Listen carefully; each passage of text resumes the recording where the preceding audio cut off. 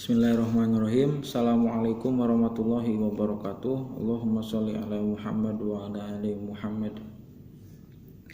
Insyaallah pada kesempatan kali ini Bapak akan membahas secara singkat mengenai bab yang terakhir di semester ganjil sekarang, yaitu mengenai akhlak terpuji, sikap terpuji.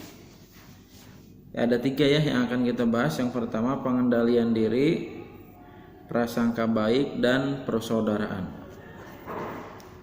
Pengendalian diri dikenal dengan istilah mujahadatun nafsi. Mujahadatun nafsi. Prasangka baik kita kenal dengan istilah husnudzon, dan persaudaraan kita kenal dengan istilah ukhuwah. Yang pertama pengendalian diri atau mujahadatun nafsi. Kebetulan Bapak memakai buku paket, kalian bisa pinjam di perpus atau download di Google juga bisa, buku paket PAI kelas 10. Mudah kok. Pengendalian diri atau kontrol diri adalah menahan diri dari segala perilaku yang dapat merugikan diri sendiri dan juga orang lain. Menahan diri dari segala perilaku yang dapat merugikan diri sendiri dan juga orang lain. Manusia oleh Allah Subhanahu wa taala itu diberi keinginan dan amarah, atau dalam bahasa Arabnya itu dikenal dengan istilah syahwat dan godob. Syahwat itu merupakan yang kita inginkan, yang kita cita-citakan, ingin anu. Kalau godob itu yang kita benci, yang kita gak suka. Jadi di dalam diri kita ini terdiri dari dua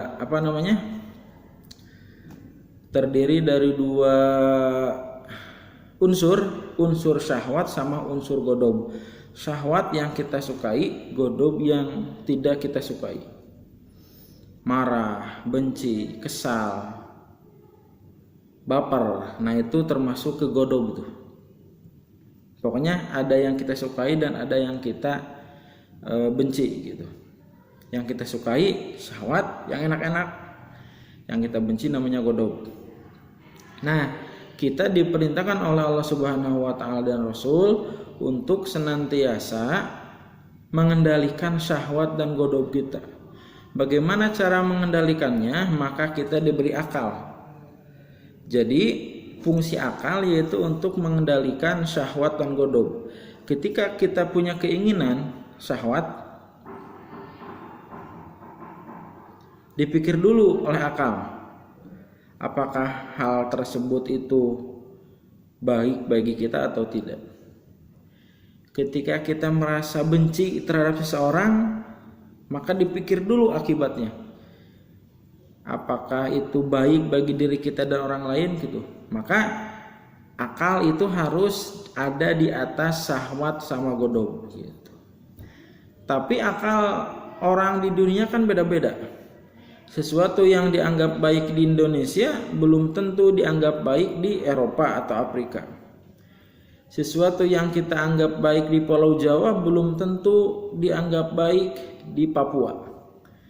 Jadi harus ada standar yang sama. Apa standar yang sama? Wahyu Al-Quran, firman Allah Subhanahu wa taala gitu. Jadi ada syahwat, ada godob, di atas keduanya harus ada akal.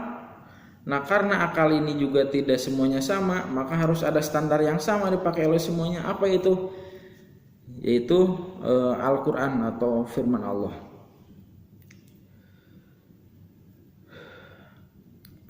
Ada dalam sebuah ayat ketika Nabi Yusuf digoda oleh Siti Zulaikha, wa ma ubari'u nafsi inna nafsa la'amaratun bisu. Wa ma ubari'u nafsi, aku tidak akan membebaskan jiwaku, ya, membebaskan diriku. Inna nafsa la'amaratun bisu, karena sesungguhnya hawa nafsu itu memerintahkan, menunjukkan kepada hal-hal yang jelek.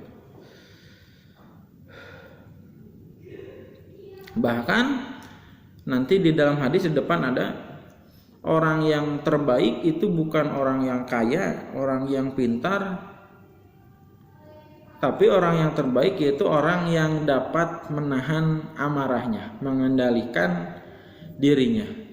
Laisa syadid bisur'ah innamas syadid allazi yamliku nafsahu indal ghadab. Orang yang kuat bukan orang yang menang hebat dalam bergulat, tapi orang yang mampu menahan amarahnya ketika marah gitu. Kenapa menahan amarah itu Kenapa menahan marah itu susah? Atau kenapa kita dianjurkan untuk tidak mengekspresikan diri untuk marah? Jadi gini, lupa.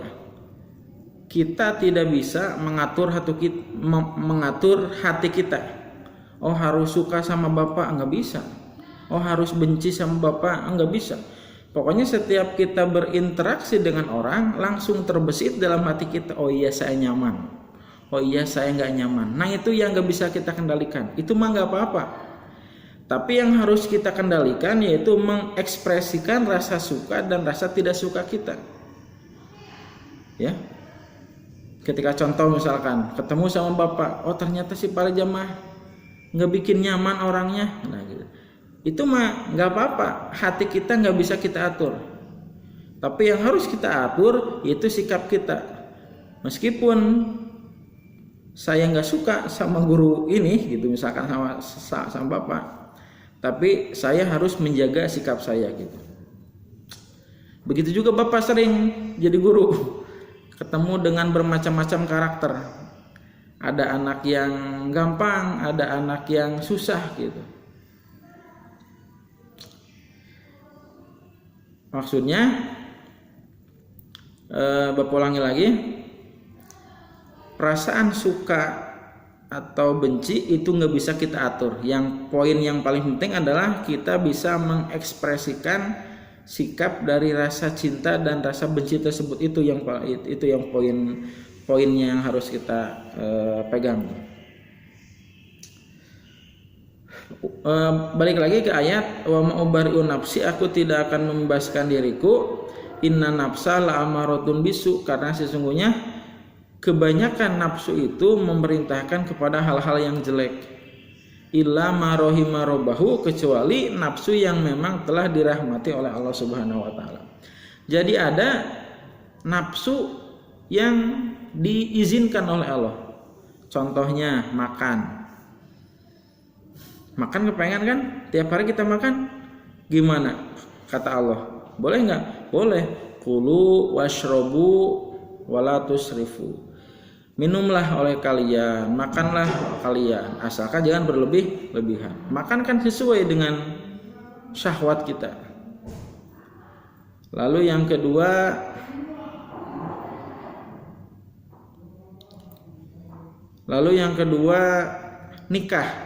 menikah. Kita kan semuanya pengen nikah.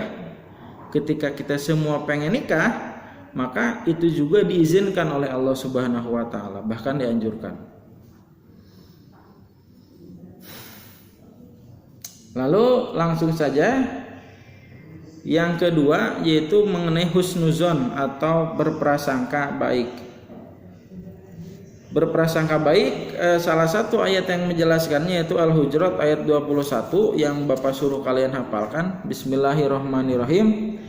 Ya ayyuhalladzina amanu ijtanibu katsiran minadh-dhonni inna ba'dadh-dhonni itsmun wala tajassasu wala yaghtab ba'dukum ba'don ayuhibba ahadukum ayyakula lahma akhihi maitan fakarihtumuh wattaqullaha innallaha tawwabur rahim. Ya ayyuhalladzina amanu, wahai orang-orang yang beriman, ijtanibu katsiran minadh-dhonni, jauhilah oleh kalian sebahagian besar dari prasangka buruk.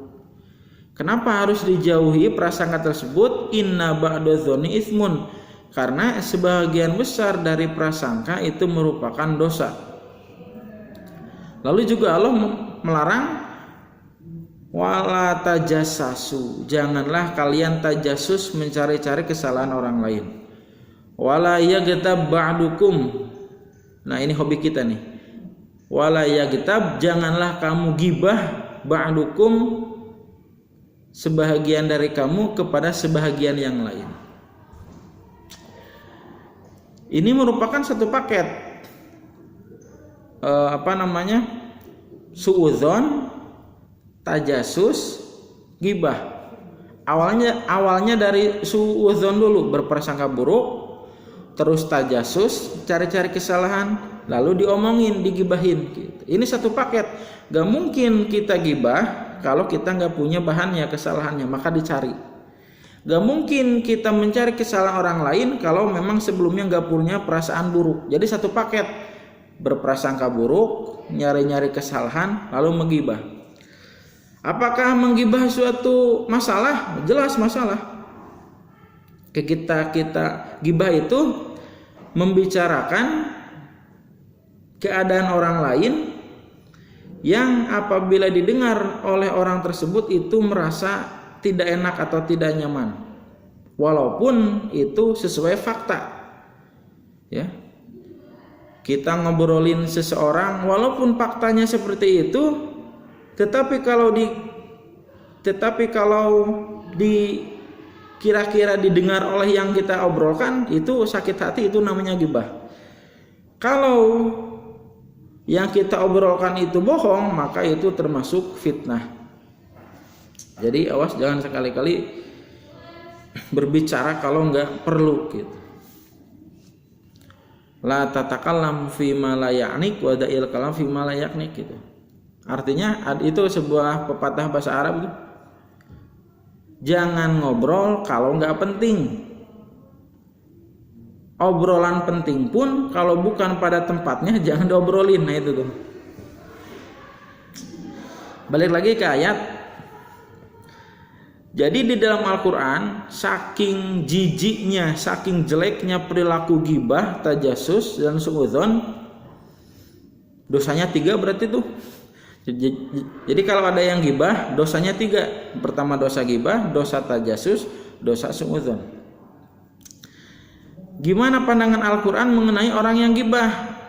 Orang yang gibah membicarakan orang lain itu diibaratkan seperti orang yang memakan bangkai daging saudaranya dan bagai bangkai manusia.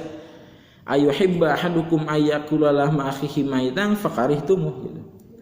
Apakah kamu menyukai memakan daging saudaranya yang sudah mati gitu? Itu ilustrasi atau mengkonkretkan sesuatu yang abstrak. Jadi saking jelek-jeleknya membicarakan orang lain, itu seperti seseorang yang memakan bangkai manusia mentah. Wattaqullah, dan bertakwalah kepada Allah, innallaha tawwabur rahim. Juga ada di dalam hadis, iyyakum wadzanna fa inna dzanna akdzabul hadis. Jauhkanlah dirimu dari prasangka buruk, karena sesungguhnya prasangka itu adalah perkataan yang paling dusta. Prasangka itu adalah perkataan yang paling dusta. Nah ini kalau yang suka gosip pasti sering nih, ya. Baru juga prasangka sudah diobrolkan. Artinya belum fakta itu, baru dugaan-dugaan semata, dia sudah mengeluarkan statement. Lalu yang terakhir mengenai ukhuwah atau persaudaraan. Masih di ayat yang sama, Al-Hujurat, tapi sekarang ayat yang ke-10, mundur 2 ayat. Ayat mengenai persaudaraan. Innamal mu'minuna ikhwatun fa aslihu baina akhwaikum wattaqullaha la'allakum turhamun. Innamal mu'minuna ikhwatun, sesungguhnya seorang muslim hanya pantas dijadikan sebagai saudara kandung. Awas, ada perbedaan antara ikhwatun sama ikhwanun. Kalau ikhwatun itu saudara kandung, kalau ikhwanun itu saudara yang tidak memiliki ikatan darah. Jadi saking kuatnya ikatan muslim satu dengan muslim yang lain, maka diibaratkan seperti orang yang mempunyai hubungan darah, kakak dan adik gitu. Seorang muslim dengan muslim yang lain itu diibaratkan saudara sedarah, saking kuatnya. Tapi meskipun saudara sedarah mungkin gak berantem, kita punya adik atau kakak pernah berantem? Sering. Makanya ayat lanjutannya, walaupun muslim dengan muslim yang lain itu bagaikan saudara kandung, fa aslihu baina akhwaikum, maka ketika berantem fa aslihu, maka damaikanlah di antara mereka. Jadi kalau ada yang berantem, kita jangan malah jadi ngomporin, harus sebagai penengah. Harus yang mendamaikan, bukan yang malah ngomporin. Wattaqullaha la'allakum turhamun, dan bertakwalah kepada Allah, mudah-mudahan kalian mendapat rahmat gitu. Lalu juga ada di dalam hadis, masalul mu'minina fi tawadihim wa tarahumihim wa ta'atufihim masalul jasad idza istaqai minhu udwun tada'a lahu sairul jasadi bisari wal huma. Masalul mu'minina, perumpamaan orang-orang mukmin fit tawadihim wa tarahumihim wa ta'atufihim, di dalam saling mengasihi, mencintai, menyayangi, masalul jasad, seperti satu tubuh gitu. Maksudnya gimana? Idza istaqai minhu udhun, apabila satu organ tubuh merasa sakit,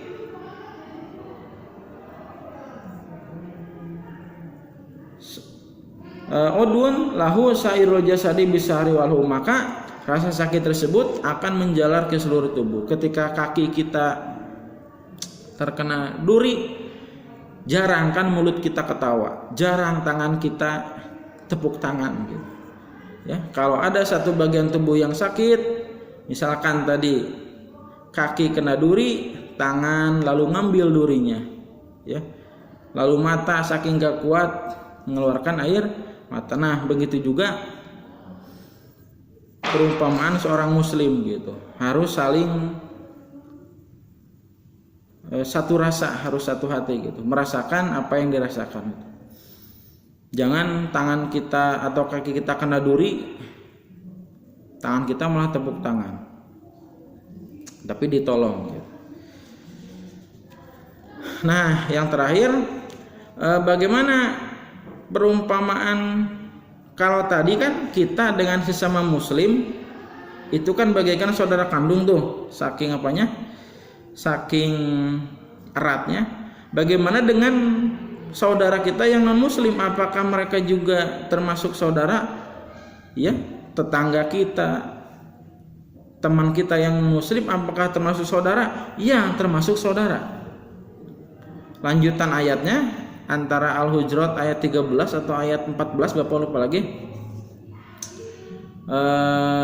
Ya ayyuhalladzina amanu inna khalaqnakum ya ayyuhan nas inna khalaqnakum min dzakarin wa untha wa ja'alnakum syu'uban wa qabaila lita'arafu. Ya ayyuhan nas, wahai manusia, inna khalaqnakum min dzakarin wa untha, sesungguhnya kami telah menjadikan kamu dari golongan laki-laki dan perempuan. Nah, ini adalah saudara sesama manusia. Selanjutnya, wa ja'alnakum syu'uban wa qabaila, dan kami menjadikan kalian berbangsa-bangsa, bersuku-suku. Untuk apa kita dijadikan golongan laki-laki perempuan, punya bangsa, punya suku? Lita'arafu, untuk saling mengenal. Maka dalam Islam dikenal 3 istilah persaudaraan. Yang pertama ukhuwah Islamiyah, ya, ukhuwah Islamiyah, yaitu persaudaraan sesama muslim yang bagaikan saudara kandung. Yang kedua, ukhuwah watoniyah atau persaudaraan senegara atau sebangsa, sesuku.